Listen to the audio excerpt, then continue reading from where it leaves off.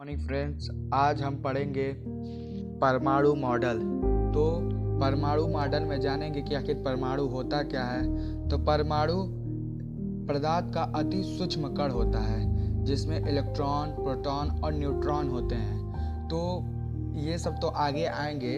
तो सबसे पहले हम परमाणु मॉडल में जे टॉमसन द्वारा दिए गए परमाणु मॉडल को पढ़ेंगे। तो सर्वप्रथम किसने परमाणु मॉडल दिया था? तो जे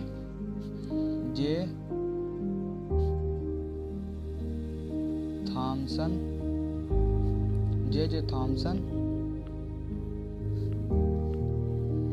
ने सर्वप्रथम परमाणु मॉडल दिया। इनके मॉडल को तरबूज मॉडल के भी नाम से जाना जाता है। तरबूज मॉडल के नाम से भी जाना जाता है।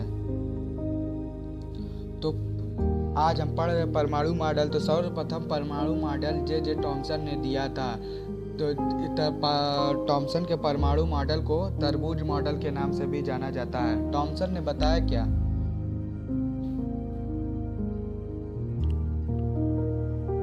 थॉमसन ने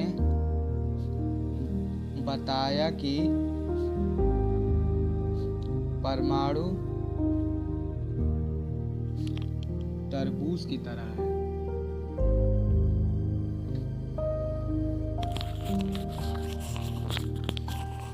तरबूज की तरह है। तरबूज में जिस प्रकार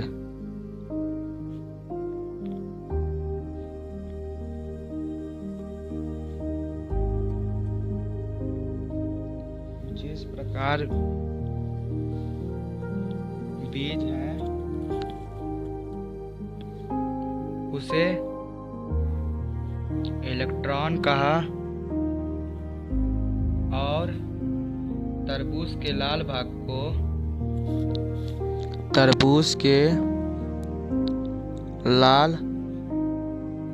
भाग को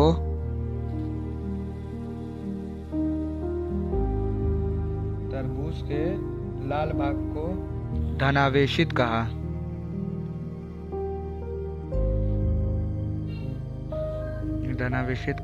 तो इस प्रकार आपको पता चल ही गया होगा कि टॉमसन के परमाणु मॉडल को तरबूज मॉडल क्यों बोला जाता है। टॉमसन के परमाणु मॉडल को तरबूज मॉडल इसलिए बोला जाता है कि टॉमसन ने तरबूज का मॉडल को प्रयोग किया और उसको परमाणु को परिभाषित किया। उन्होंने बताया कि परमाणु तरबूज की तरह है। तरबूज में जिस प्रकार बीज होते हैं उसे इलेक्ट्रॉन कहा और तरबूज के लाल भाग को धनावेशित कहा। और टॉमसन का परमाणु मॉडल सही तो नहीं था, लेकिन इन्होंने जो भी बताया वो पूरी तरह सही नहीं था। लेकिन थॉमसन का परमाणु मॉडल सही नहीं था, परंतु इन्होंने एक क्या चीज़ बताई कि परमाणु में इलेक्ट्रॉन होते हैं।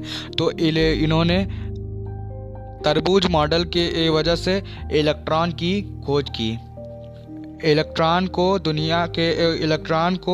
दुनिया से अवगत कराया, खोज की। इनका परमाणु मॉडल तो सही नहीं है, परंतु इन्होंने इलेक्ट्रॉन की खोज की। अब इनके बाद आते हैं रदरफोर्ड। तो रदरफोर्ड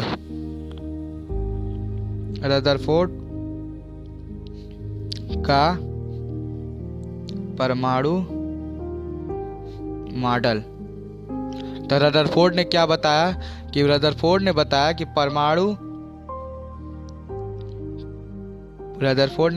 परमाणु एक गोला है और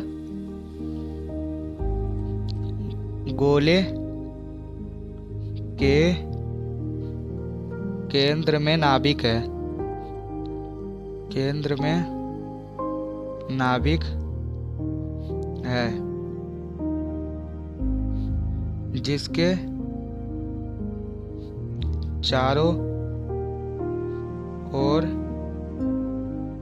इलेक्ट्रॉन वृत्तीय कक्षाओं में चक्कर लगाते हैं।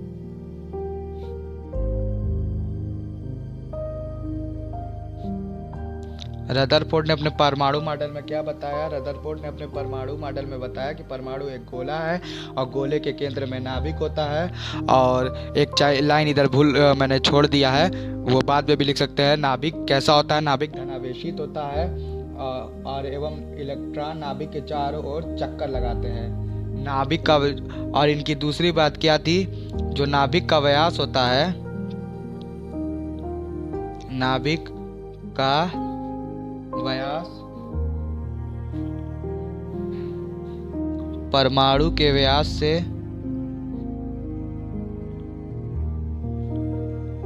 की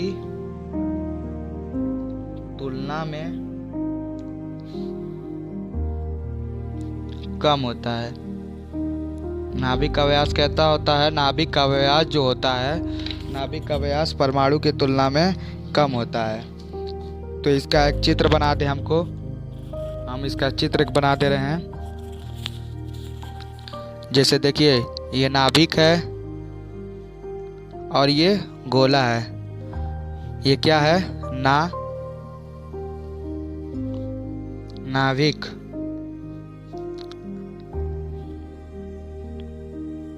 इधर इलेक्ट्रॉन वृत्तीय कक्षाओं में चक्कर लगाते हैं। यही रदरफोर्ड का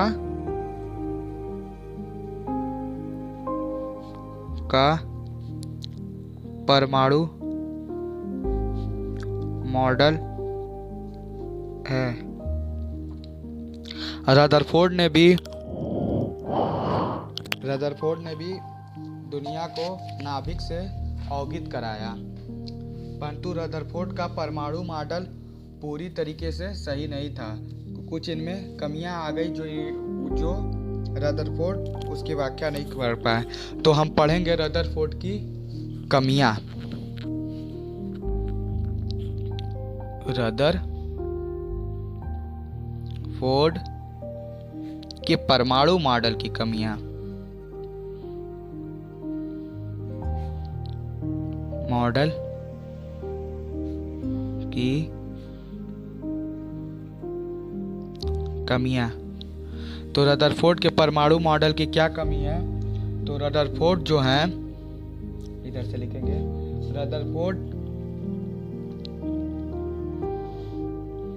रदरफोर्ड परमाणु के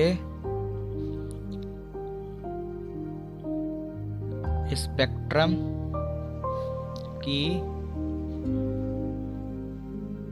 व्याख्या करने में असफल रहे। तो आखिर इस लाइन से एक चीज समझ नहीं आती होगी कि स्पेक्ट्रम आखिर होता क्या है, जो इसकी व्याख्या करने में रदरफोर्ड असफल रहे। तो स्पेक्ट्रम को एक तरीके से ये समझ लीजिए कि एक स्पेक्ट्रम एक चित्र होता है। जैसे आपका फोटो खींचा जाए तो आप उसमें दिखाई देंगे, आपका फोटो खींचा जाए तो वही होता है स्पेक्ट्रम। इसको जैसे देखिए, ये परमाणु में इस तरह रहता था, तो इसकी व्याख्या करने में रदरफोर्ड असफल रहे। इसी को स्पेक्ट्रम कहते हैं, परमाणु का स्पेक्ट्रम, यानी कि परमाणु का चित्र। वो नहीं बता पाए कि ये क्या है। और एक और इनकी कमी थी कि इलेक्ट्रॉन नाभिक के चारों ओर के चारों ओर चक्कर लगाता है, वृत्ताकार पथ पर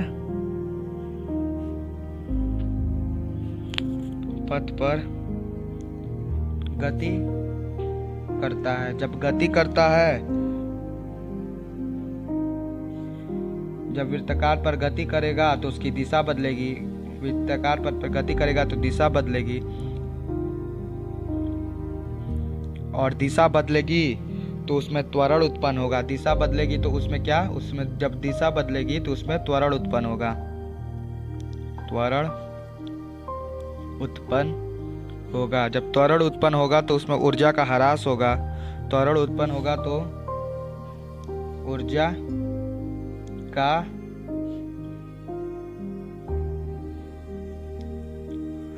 ह्रास होगा।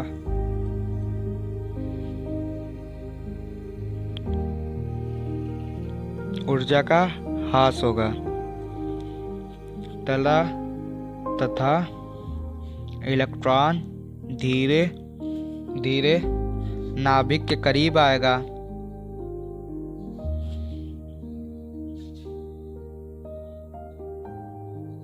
करीब आने लगेगा। अंतः नाभिक से टकराकर परमाणु को नष्ट कर देगा। तो रदरफोर्ड की दूसरी बड़ी कमी क्या थी कि रदरफोर्ड इसकी व्याख्या करने में असफल रहे कि नाभिक है और नाभिक के चारों ओर जब इलेक्ट्रॉन वृत्तीय कक्षाओं में चक्कर लगाते हैं, जब वृत्तीय कक्षाओं में चक्कर लगाते हैं तो ये वृत्तीय कक्षाओं में चक्कर लगाने से इसमें त्वरण उत्पन्न होगा। जब त्वरण उत्पन्न होगा तो इसमें ऊर्जा का ह्रास होगा। ऊर्जा का ह्रास होगा तो नाभिक इलेक्ट्रॉन से टकरा जाएगा, और इलेक्ट्रॉन से टकरा जाएगा तो परमाणु नष्ट हो जाएगा। लेकिन ऐसा नहीं होता है, जिसको रदरफोर्ड इसकी व्याख्या करने में असफल रहे। और उनकी दूसरी कमी ये थी कि बस दो ही कमी है इनकी, सॉरी मैंने दूसरी कमी बोल दी। बस रदरफोर्ड की दो ही कमी है, क्योंकि परमाणु जब इलेक्ट्रॉन इससे टकरा जाएगा तो परमाणु नष्ट हो जाएगा। चूँकि परमाणु नष्ट नहीं होता तो रदरफोर्ड की यह कमी थी। अब इनके बाद आते हैं नील्स बोर। नील्स बोर का परमाणु मॉडल अगले वीडियो में देखा जाएगा। नाभिक के चारों ओर वृत्तीय कक्षाओं में चक्कर लगाएंगे तो उनकी दिशा बदलेगी। दिशा बदलेगी तो उनमें त्वरण उत्पन्न होगा। त्वरण उत्पन्न होगा तो उसमें ऊर्जा का ह्रास होगा। और ऊर्जा का ह्रास होगा तो ये धीरे धीरे नाभिक के करीब आएगा। और धीरे नाभिक के करीब आएगा तो एक पल ऐसा आएगा कि वह नाभिक से टकरा जाएगा। नाभिक से टकराएगा तो परमाणु नष्ट हो जाएगा, परंतु परमाणु नष्ट नहीं होता है। तो रदरफोर्ड की यह एक दूसरी जो बड़ी कमी थी कि जो इसकी व्याख्या करने में असफल रहे। तो हम नेक्स्ट वीडियो में इनके बाद रदरफोर्ड के परमाणु मॉडल के बाद बोर के परमाणु मॉडल का पढ़ेंगे। Thank you.